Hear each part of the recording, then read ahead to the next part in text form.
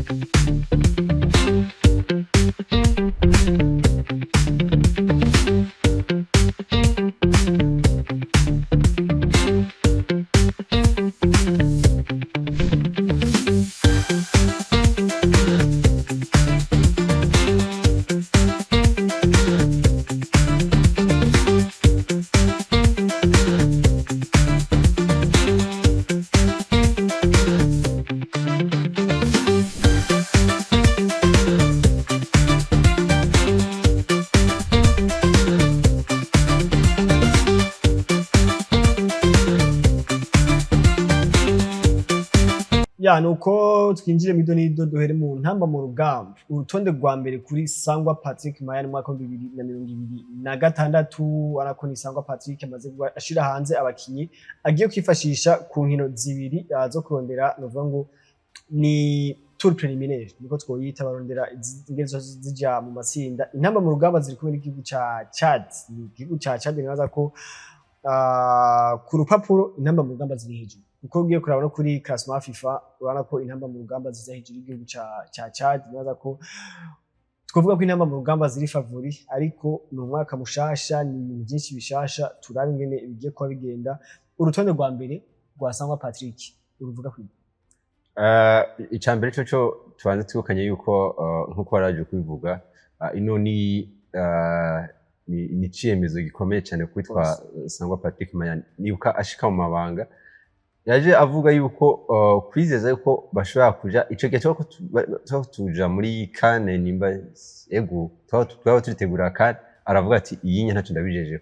aravuga kwera yari yaje nibuka ko yaje ama eliminatoire yaratu hariho match za mbere zamaze kuba zihera aravuga ariko kandi hari n'izindi nkino zo kwitegurira igikombe c'isi nazo navuga ati ahantu sindimo kabisa nzokora ibishobotse mugabo kandi 2027 kabisa dutegerezwa kuba turimo byanka bikunda yagwa yareka ryagirane dutegerezwa kuba turimo no munsi bagiye kuba batangura ku rukino ruvuga rwa Chad ni inkino za tour preliminaire Chad waje kubivuga ati ni equipe iri munsi y'u Burundi tugiye kuraba ku papuro navuga ko nimiburi buri ngaha ikintu twiteze ni bitsinda bigera kuri 5 n'amanota agera kuri 6 nimiburi buri bivangwe bitatu muri yare bitatu yani Bujumbura bibiri muri Chad nimiburi 5 ndetse n'amanota agera kuri 6 liste yaje kubisohoka naza kwaje kubisohoka mu masaha ku mugoroba yo kuno munsi wa kane ariko ikintu cyabo twaje kwa tubonamwo hari abakinyo b'abanyamahanga byinshi rero kandi harimo n'abakinyo b'abarundi bose n'abarundi mugabo Bakina abakina abaloko ndetse n'abakina kuri kandi ko abaroko bafise rukuru mu gutsi n'ibinyamakuru bikomakomeye byo ku mugabane wa Buraya biranandi bon abaloko mbere wanashima ntugiye ngo hari ikintu kinini cyahindutse kwa ko abaloko twaje ko tubonamwo kiretse bitwa Kevin muri Aigle Noir ndetse na Juma wo muri Aigle Noir nyene abandi twaje ko tubonamwo n'abaloko mugabo mu isazo sabaloko ni Cedric Kamisi ni Onesime Ndayizeye na Onesime Rukundo Jonathan Ahimana murano Jonathan Ahimana mu Rwavizo ndetse na Saido ntibazonkise none abo onya bon n'abaroko no musi bari kwakina muri championnat local ino Primus League mugabo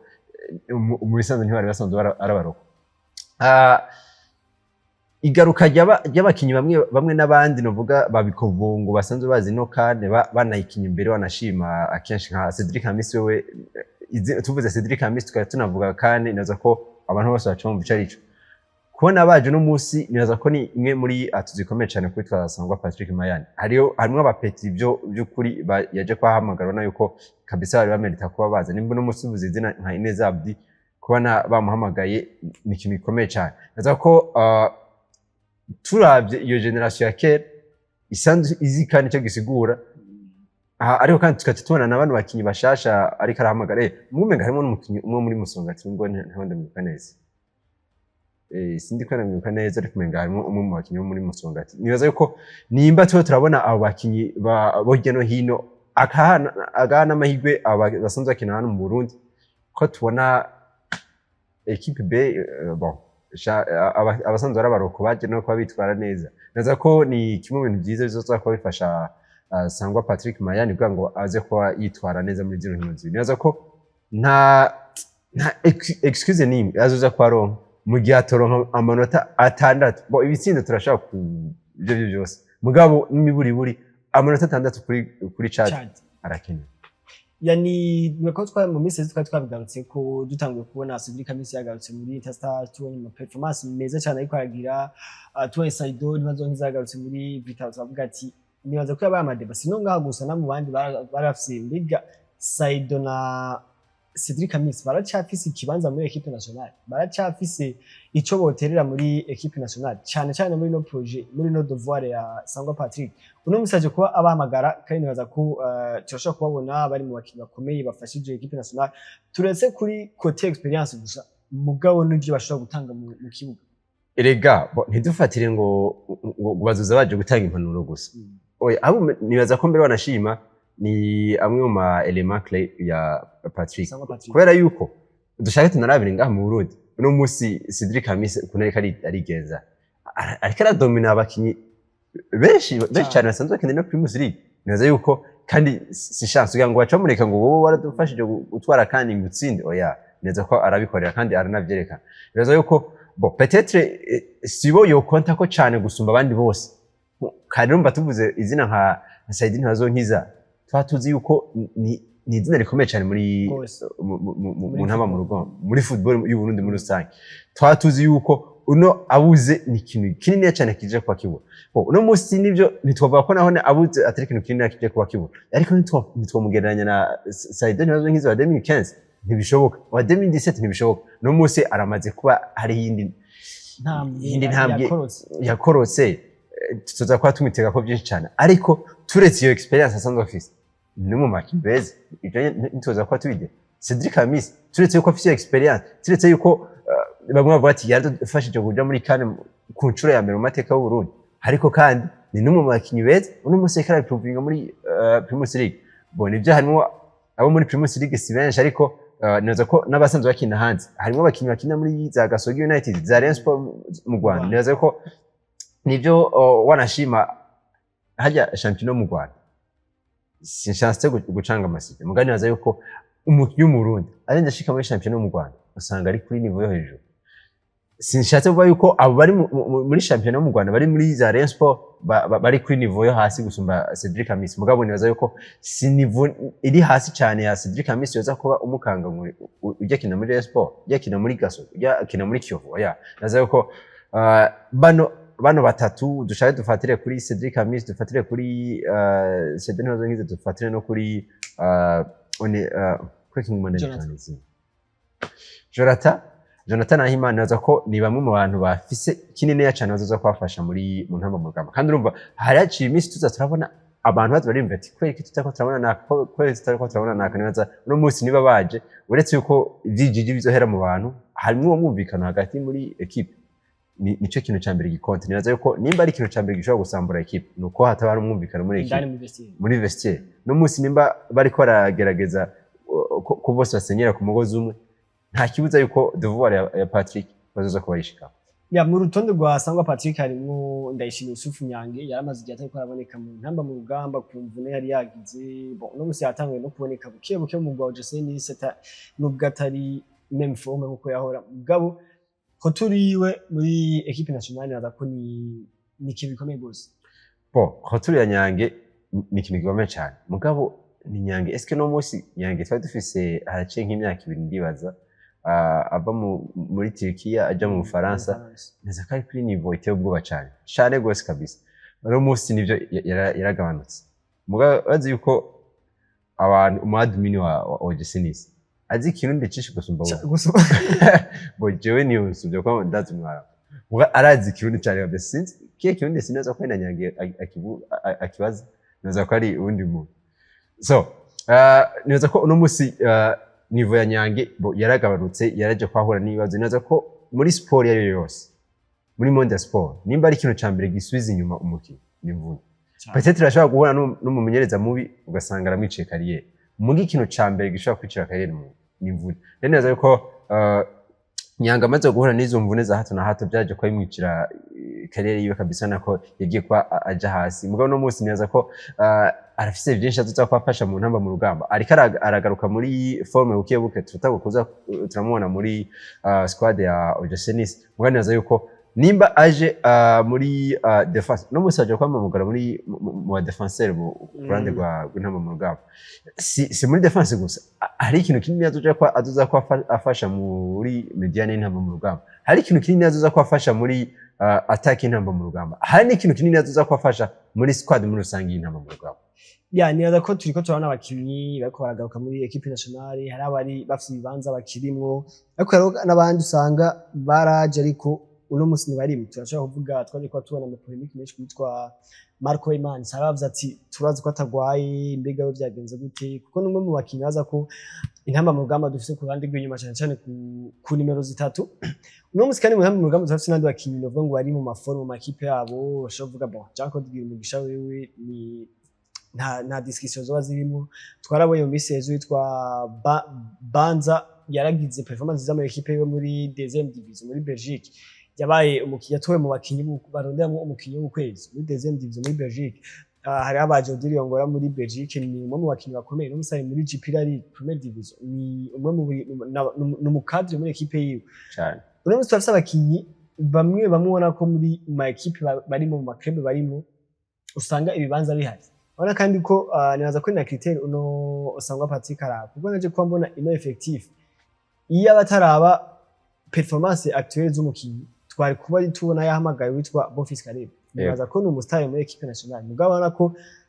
Vicky adahagaze neza muri club yiwe ntamagago muri equipe nationale cyane nibaza ko ikintu cyiza cyane nanje naza ko ahanda turahuriza na Patrick gusa bon nivyo hari gihe usanga umukiya atari karitwara neza muri equipe nationale muri club muga muri equipe nationale ugasanga aradomine muga nibaza ko ivyo yanivyoza ko bimuhuma amaso ngo aze kubafata ngo kanaka nivyo no mu stars bakomeye cyane muri equipe nationale ko atari karitwara neza na hari muri club dekanda ndamuzana ngahanya nashaka kwitwara neza nibaza ko iyo ni risk atoshaka kubafata mu gihe asanzwe azi yuko afise option nyinshi zo kuza kwakinisha abandi zo kuza kwamagara abandi mana ndaba dufate nko muri The Three Lions mu gihugu cy'Ubwongereza iyo bo ni imwe muri equipe nationale naza ko igoye kujera koko ifise abakinyi benshi ku mpande zose kandi beza rero iyo umwe agize fopa ugasanga ntari karitwara neza muri club aramugumiza hari akamuzana kiretse yaramaze kubaka izina rikomeye cyane dufate nk'ubu uvuze nka Bukayo Saka peut-être mugabo ntikibuza yuko Jack Grealish musi atitwaye neza ejo atazomutima ibyo ni ibintu bisanzwe naza ko rero kuri Sangwa Patrick Mayani naza ko ntiyoza kuba kangwa nuko umwe atariko aritwara neza muri equipe nationale muri club aze kwamuhamagara muri mu ntamba mu rugamba mu gihe azi yuko afise izo options zindi. Nuko na makuru aravugwa mu ntamba mu rugamba na n'urutonde rwasangwa Patrick Mayani equipe nationale ya mbere selection ya mbere mu mwaka 2026 abakinyi bagera kuri 26 nyene harimo abakinyi bakina no mu Burundi hariho Hakizimana Daniel akina mu Musongati ico yitungiye Kevin Mugwi wa Aigle Noir hari n'undi mukinyi wo muri Aigle Noir nyene hariho Jonathan Ahimana mu Mugwi wa Vision hariho na Saido Ntibazonkiza muri Vitaro Cedric Amisi muri Interstars ubona ko n'abakinyi bagera kuri 6 bakina Primus League nationale naza ko ni twatangiye kubona amelioration imwe kandi muri abo bonibaza ko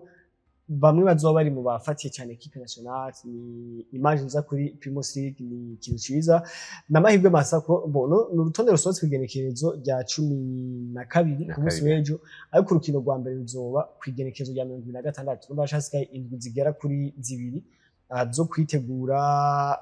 baze bakorane hamwe ni kwipfuriza amahirwe intamba mu rugamba kwipfuriza amahirwe sangwa Patrick Mayani kugira ngo kuko atashize ku iyo ntuze yiwe yiyemeje azokwikura wenyine bari kandi naye nazo ntibishaka kumuryohera ko yikura no kumwifuza amahirwe tugashika niyo byakunda intamba mu rugamba tuzosubira kubona muri CAN 2027 izonaberana hafi yacu urumva ko tubona n'ibihugu bigenzi bibanye ibihugu bibanye turi mu karere kamumva ko intamba mu rugamba zishitse zashaka kuronka abafana benshi nimba tuvuze Kenya nimba tuvuze Tanzania nibaza ko Uganda urumva ko ni umwe mutoyi Mbego tuba mu Burundi duce muri Primus League ariko araba inkino zitandukanye ku munsi w'ejo ndetse na hirya y'ejo muri nondu yose kuwa kane kuwa gatatu ndetse no kuwa kabiri nabaza ko nta bintu byinshi Aigle Noir yashoboye kunganya yanganije n'umugwi wa Olympique Star itsindo kimwe ukindi ubona ko Aigle Noir muri no nkino zingahe yarabonye ko ikomeye ryaje gitwara iri kwihanganya inkino nyinshi yego kumwe yari mu gwa Flambeau de Santé yanganije na Rukinzo yaranganije je kubwanje sidiri mbi kuri Aigle Noir ko sirokora icyashaka gufuta niko ishaka kwitwara igikombe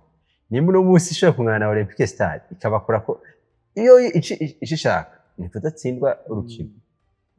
naja turahuriza nimba ishaka kungana na Olympique Stade kandi rega buriya yariko yaranakiga muyinga ndaza ko kungana na Olympique Stade mu gihe uzi yuko nta muntu ariko araguforce inyuma nta muntu ariko aragukwega amashati yoza ko ntangora nibi ukuri inota rimwe kuri Olympique Stade ku kibuga umuco mu ntara ya Muyinga nakazi gakomeye cyane ahubwo pa contre no musi umuntu ashaka kwiyumvira eske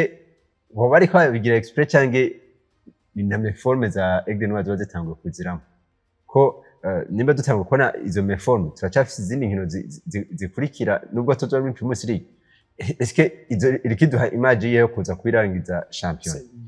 mu gihe atwari meforme akaba ariko babigira express neza ko ni ikintu gikomeye cyane barabona ko nta si Flambeau de Santé kirabashaka ko izo nguvu ngo Mamuru yarashoye no gutsindira muri iyi ibaze nimba yatsinzwe na Bruno Sport Dynamique Mamuru ntikiragushaka ko pression Flambeau de Santé ko nyene Musongati ko nyene nakaye kamaro kwirwa uratakaza energy nyinshi ahubwo pa contre nazo ko bisanzwe ufise abana bakiri batoyi benshi cyane Aigle Noir nibaze ko ziragira iyo tournée y'abo bana bose baze ko baronka iyo opportunity yo kuza kwa bakina n'indi bihambaye muri Primus League sino igikombe cyo kinaza ko nta muntu aza batwabosha amaboko n'amaguru peut-être n'umuntu n'amaso neza ko nta muntu aza ko atwara igikombe cya Primus League umugwa Aigle Noir ya ni umugwa Rukinzo nanye mu ndi waratsinzwe watsinzwe n'umugwa ni mugwa ahubwo wa Vision watsinzwe na Rukinzo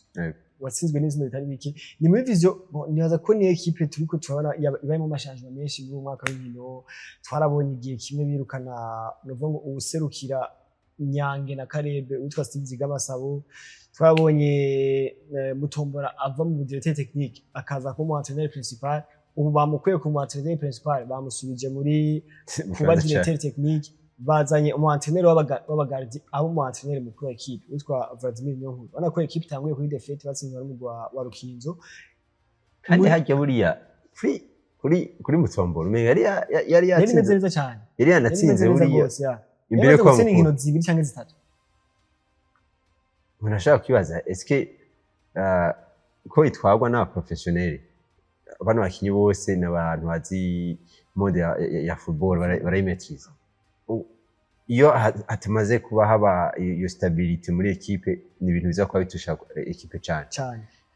Eske baba bigira bibona no musi gufata Mutombola bo nivyo kuba ari directeur sportif neza ko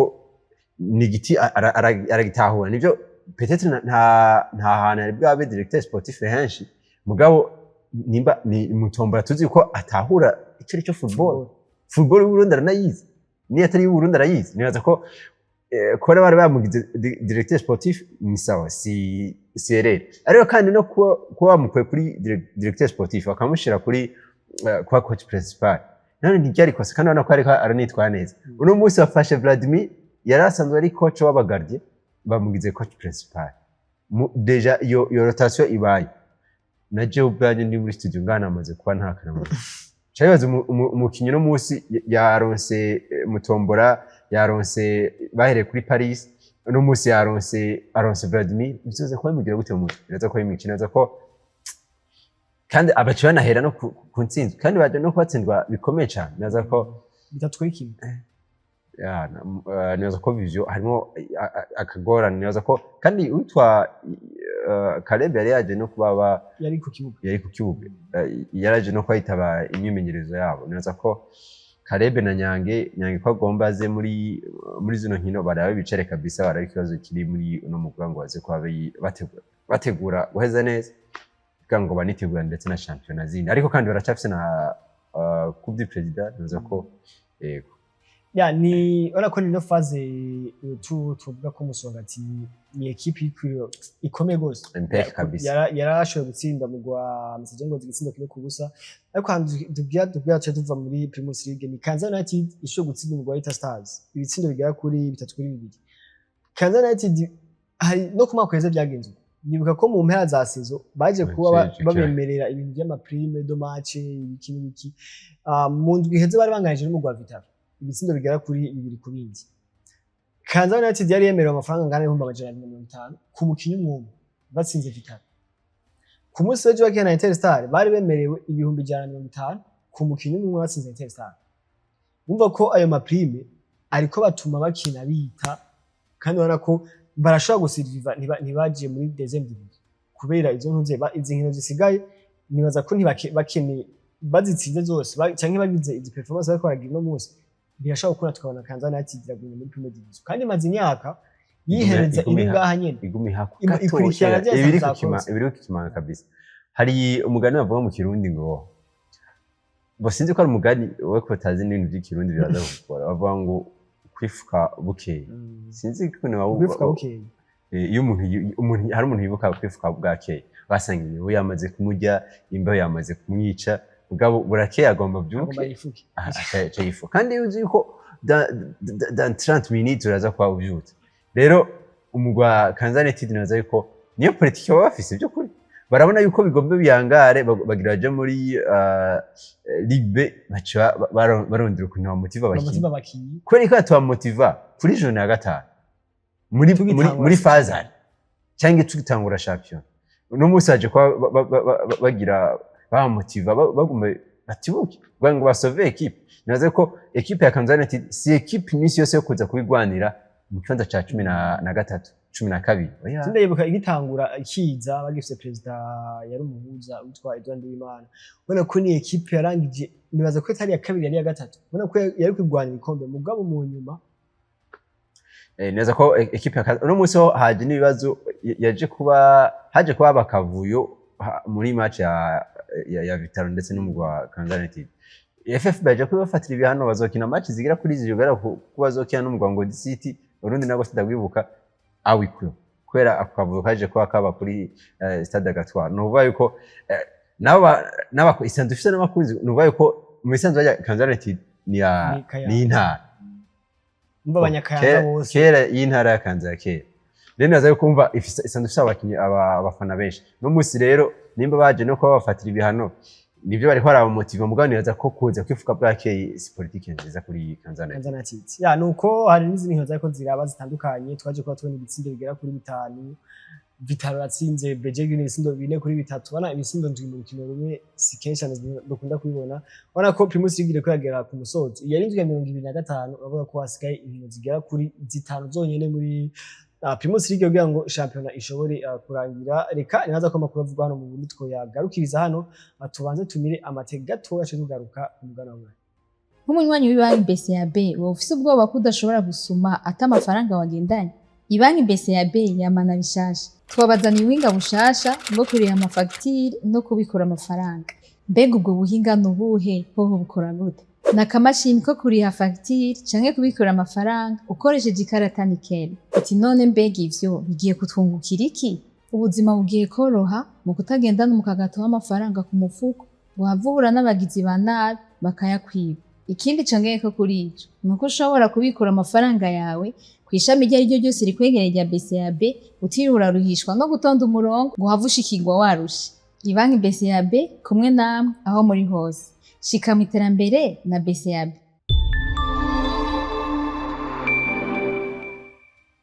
yareka tugaruke twerekeze neza na neza ku mugano wa Burayi muri UEFA Champions League umuvyeyi wayandi mahiganwa umuvyeyi wayandi marushanwa bariko barakina anovuga ngo urukino rwa mbere muri weekend de finale za Champions League mu mwaka wa 2026 inkino zitandukanye ku munsi wa kabiri ndetse no ku munsi wa gatatu inkino bariko kwikina ikibija hano kuri Rukmedia be ace duhera kuri izo nyene makurikiranya kuri Rukmedia ku munsi wa kabiri St James Park umugwa Newcastle United bariko bakina n'umugwa Barca Newcastle United yari yakinirwa Barca mbere ko tuvuga kuri ubwo rukino naje kuba mbona akantu akabaye kuri ujya munsi wa match umufana wa Barca yavuye muri Spain mvugo muri Angleterre stade ya Newcastle yitwa St James Park hari indi equipe yo muri 3e division yitwa Exeter ifise nayo nyene stade yabo yita St James Park nuvuga ngo uwo mufani yaguze tiki araza ya match ya Newcastle na Barca rero ariko araza nuvuga ngo ariko araza kuri GPS ariko arondeza nizo destination ashikirako yerekanye ko ashaka kuja kuri stade St James Park nuvuga ngo icimugida kuri stade ya Exeter acagenda kandi mu Burundi yahasanze naho nyene bariko bakina match Exeter ariko bakina match ya 3e division ahashitse arumva avuga ati aha niho hagiye abere match ya Newcastle na Barca asanga agoma match ya Exeter acarerekana ati kavuga ati jene ko byagenze hari ni ku kilometero 1500 nimba ntibeje uva kuri stade ya Exeter uja kuri stade ya Newcastle nimba avuga ati nta urugendo naho no rugira nza gusanga match yaheze cyavuga ati acarerekana itiki cyamuraba avuga ati nta kundi gushuraba match ya 3e division baramureze n'amafoto ndetse ko ndabona kuri Fabrizio Romano yarabigize barekana amafoto yiwe yaguze match ya tike ya Barca Newcastle acara match ya Exeter sinje ko akina 3e division my goodness kuja kuraba sina championship kuja uzi uvuye yuko uvuye muri Espagne uzi yuko ugiye kuraba UEFA Champions League ugenda kuraba my goodness ni pole sana kabisa kuri umufana wa mugabo ntaciye aho naza ko ari gukora umutima ntaciye aho yuko ni Barca aje kwingana na Newcastle United igitsindo kimwe nane muri circumstances ziteye ubwoba cyane bana ko ni byaje kwavuga abantu benshi avuga ati Newcastle ni equipe kina physiquement kandi naza ko Barca nje kwikina physiquement kujya anyi biroroshye cyane gushaka kwa matrice kuko nibaza ko Newcastle United muri Premier League uravye bakinyi kinisha hagati ni Joelinton, Tonali n'abandi ni physique gusa urumva uje uri Pedri je ntuze usanga bigoye gose neza ko Barca yaje kwerekana match iri hasi cyane kabisa nako nibaza ko na penalty yaje kwayironka umutima wabavuyemo kabisa uzi yuko ariho abafana wa Barca ya penalty batayibonye batashe bavuze ati kanya penalty yaje inyuma yatabise bo mu bisazo baronga iminota igera kuri 3 imingari 3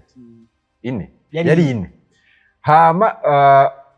bo kubera ko usanga hari gihe action irikiraba mu coach mu arbitre akabona nivyo iminota ine yongeye yarenze mugabo urumva ntaca avuza siffle kandi abona yuko hariho action irikiraba ishobora kuva mu kintu arareka muga irashaka kuri 4:30 cyangwa half time rero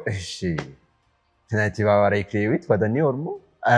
nibaza ko niwe musovero wa Barca kabisa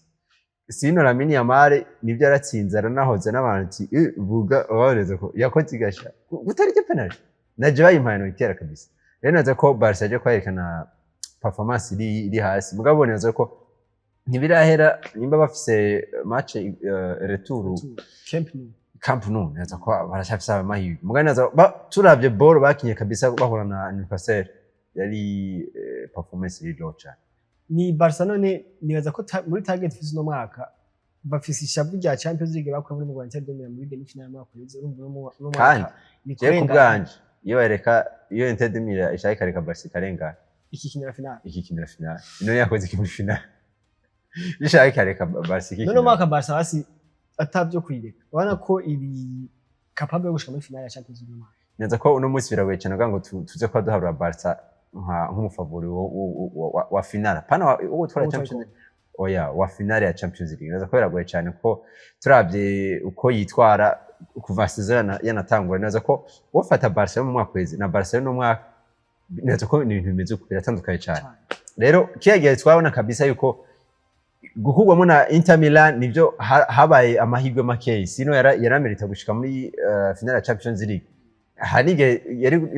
no gushobora gutwara Champions League bo nivyo ntiyari hejuru ya ntihanganya na Paris Saint-Germain muga yarasumbya Inter de Milan nazo ko uno musi si ya Barca mu kwezi biragoye ko tuza kwa tisha amafavori ba finale ya Champions League ya ku munsi wa gatatu kuri Look Media muri Santiago Bernabeu Real Madrid yari yakiriye ikibuga gifunitse kabisa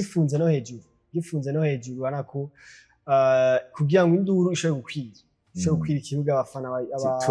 tubabona kabisa ya Real Madrid yaje kuba novuga ko ari bitangara ukura Real Madrid effectif yari ifise abakinyi bari bagwaye batabonetse batari muri squad ija kwa affronta Manchester City bavuga ati nta nivo kabisa bashobora gutsinda je nuko ntanaravye naza ko no kuri Bubet Real Madrid ariyo bari amanota agera kuri 3 City yari abiri yuzuye birumvikana bo byaraboneka yuko nivyo Real iri muhira Peri Madrid mugabo warana yuko ku rupapuro Man City niyo yari hejuru byaraboneka kwishaka gukangana mugabo kwitwa Fede Valverde siko byari bimeze naka neza yuko kabisa yana habaye domination yana ishoboka yose ishoboka kabisa kuri Real Madrid wana ko ni Manchester City yaje kubitangura itera ubwoba mu minota nk'itandatu ya nko dufate na 10 ya mbere wana ko ni Semenyo wana ko ari karatera ubwoba abantu doku mugado ko yakinye match nziza mugabo yana haragereye bavuga ati bije bitsindo byose mwahushije byibagira ubu rero Real go bitangure ukina wana ko ni tkuvuga ko nino ntuze ya Champions League ni iki kintu bavuga ati twumvise ururimbo rwa Ligue des Champions Real Madrid ikibari ya Madrid kuko na kubakinye match nziza badomeye Man City sinibuka igihe iyi myaka yose yeze Man City na Real bakina twari twabona Real Madrid ije imbere kuri position ya Man City oya sinibaza naje neza ko ntavyo nabwigere mbona bo nivyo City yatsindwa mugo ukabona yuko City yatsinzwe yakinye ball mugabo kabisa ku munsi wa gatatu hari ku munsi wa gatatu neza ko City yari yabaye domine cyane kabisa n'aba Espanyol ko wana ko kiretse iminota ya mbere y'ubwa mbere yonyene ahandi hose ijambo rya Real Madrid si gutsinda bo premier mita yose yacirangira ijambo ryose rifite na Real Madrid urabona ko no muri deuxième mita nta kintu baje ko barokora neza ko bo sinzi ikintu cyaje kwa kibura ku ruhande rwa Manchester City ariko sinaze ko tuza kwa dufatira kuri iryo riri mu tubumvise muri Real Madrid twaragumvise uratsinwa na Arsenal match retour naza yuko bino ni football turashaka kubona no munsi umwe aje akitwara neza nko twaje kwa tubona mo ngego turaza kwa twashika kuri Arsenal na Bayer Leverkusen twabona yuko Arsenal yamizu cyane kabisa nta muntu yavuga ngo iraza kwa itsinwa na Bayer Leverkusen canke inganya naza yuko ino ni football muri rusange birakunda Man City ko ishaka kuromonta mu nzu shewe bizoyisaba inguvu kabisa mugabo neza ko birashoboka sinumva ko bishobora ibice 50% mu bice 40% birashoboka ko City ishobora kuza igakora mu bino bitsinda kubera yuko nimba tuvuga yuko hari abamenyereza beza football yigeze kugira ko izina rya Jose Pep Guardiola ntitwarisiga inyuma peut-être ndashaka kutamukrasa ubwa mbere ndashaka kumukrasa muri batanu ba mbere muri 10 ba mbere rero no munsi nimba dufise umumenyereza nk'uyu kuri Manchester City bakabagiye gukina Etihad Stadium barashobora kuza kwa ni Real Madrid tumaze kubona parfois ikinika Real Madrid iri kubona no mukoca wabo barashobora gukinika byoroshe cyane rero une fois coach neza ko ubushobozi bwa mbere buri ku mukoca buri kuri Jose Pep Guardiola turashobora kuza tubona yakoze amanyanga yiwe canke ubuhinga bwiwe tugasanga kabisa erega batsinze ibitsindo bigira kuri 2 kubusa muri premier midi birarangira ari 3 kuri birarangira Arsenal ka avantage gato kuri penalty yashije na cyose cyane gose nazo ko uno munsi kubera ko kari kwa kabaye rata bine jogoye cyane Etihad Stadium kuza kwikura mugani baza ko ibitsindo bigira kuri 3 twarabonye rero kubibona kuri Barca Atletico twarabonye Barca ishobora kuza igakora mu bitsindo bigira kuri 3 kuri equipe nka Atletico Madrid tuzi yuko kuri ifise ikinaje defensive cyane naza ko kuri City turashaka kubona ikwe mu bitsindo bigira kuri 3 ibice 40% birashoboka yani ku munsi wa gatatu nyene Arsenal de Ghana zako bari batembera mu gwa Bayer Leverkusen mu Budage bakunda kuvuga ngo ni jambo ry'Imana sivuga ngo bakunda kuvuga mu jambo ry'Imana ariko mu isezerano rya kera uwicisha inkota azokwicishwa inkota bivuga ngo umuntu atsinda ku makoro azotsindwa ku makoro nawe nyine jambo ry'Imana ryagomeye kuri bara byo mu isezerano rya kera uzi ko kuri ino match yatawe gutegurwa kera n'abadmin umadmin wa Leverkusen yakoze ibintu kabisa baje no kuba bandika ngo araka foto nuko naho ndekibuka bavuga ngo no corner allowed bashira muri kariya muri kwenyene amakona biza kwa birangira Arsenal itsinzwe kuri corner kandi nabo baje no kuba bandika ati twebwe we score from a corner nuvuga ngo twaje kwa tutsinda dukwe muri corner kaje muri Arsenal turabye mbere wanashima match yose muri rusange naza ko Arsenal ntiyakinye match nziza kabisa yakinye match iri hasi cyane noko baje no kwaronka ijya penalty ya Madueke kinaza ko abenshi banavuga ko ntiryari kosa kabisa ntiryari kosa rimerita kuza kwa rihabwa penalty na cyane mu mwanya nkuri yanya no mwanya abantu bose haba tension ikomeye cyane ntibamerita ijya kone kubwanje naza ko Bayer Leverkusen yaje kwayerekana match nziza kabisa guhera ku munota wa mbere gushika ku munota wa nyuma kuri Arsenal naho ntubona vangora kiminota 10 ya mbere neza kuva ku munota wa mbere gushika kwa 90 na kangahe Bayer Leverkusen match nziza kabisa cyane Arsenal yashari favori kurusha izindi neza ko uno munsi turavye kuri match baje ko bakina tunaravye no ku match ariko arakina uno munsi neza ko tutayiha iyo favoritism yo kuza kuvuga ngo izoza kwashika muri finale cyangwa izoza kwa igwana na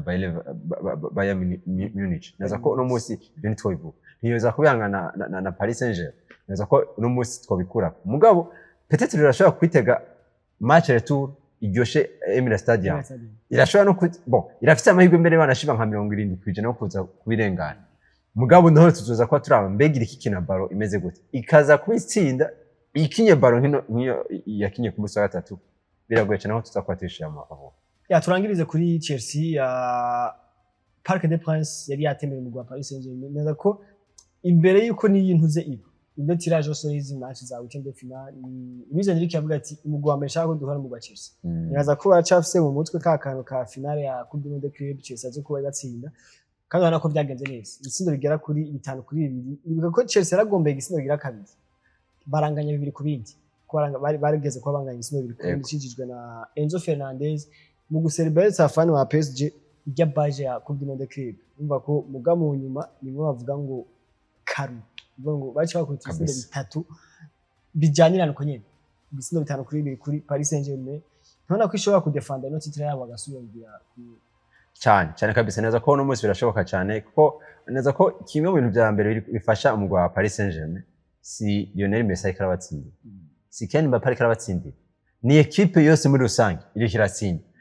iyo bari kwa